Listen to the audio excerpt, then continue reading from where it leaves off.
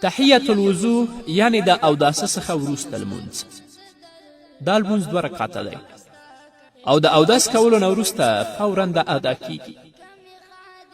او د محمد رسول الله صلی الله علیه وسلم په احادیثو کې د دې مانځه ډیر زیات فضیلت راغلی. حضرت عقبه بن عامر د محمد رسول الله صلی الله علیه وسلم نه روایت کې هغه فرمایي قال رسول الله صلی الله علیه وسلم ما من مسلم يتوضأ فيحسن وضوءه ثم يقوم فيصلي ركعتين مقبل عليهما بقلبه ووجهه إلا وجبت له الجنة. رواه مسلم.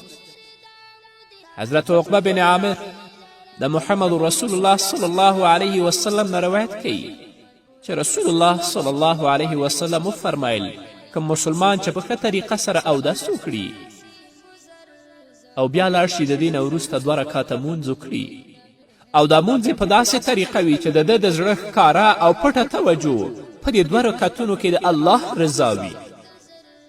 یعنې په دې 2 رکعتونو کې د دې مطلوب او هدف د الله رضا وي مګر دا چې الله به هغه لپاره جنت واجبوي.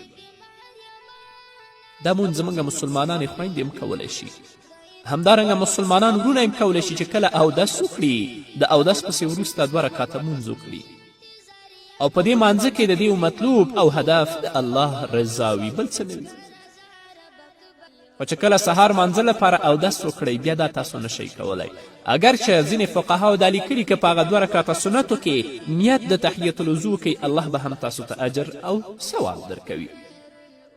دویم مونځ د تحیة المسجد مونځ دی. مسجد ته د ننوتلو په وخت کې لمونځ کول.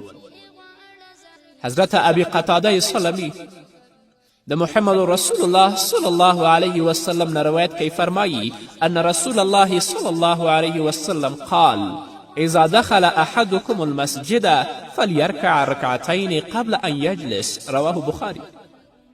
ابي قتاده سلمي رضی الله تعالی عنه فرمایي چې رسول الله صلی الله علیه وسلم وفرمایل چې کله تاسو نه یو کس مسجد ته داخل شي نو هغه د 2 رکعته تحیة المسجد مونځ وکړي مخکې د دې نه چې دا کیني او الله رب العزت به په دې کې ډیر اجر و ثواب ورکوي. خو دا په هغه وخت کې چې جمع ته وخت پاتې وي، دا نه چې جمع ته وخت پاتې نه وي او ته تحیة المسجد کوي.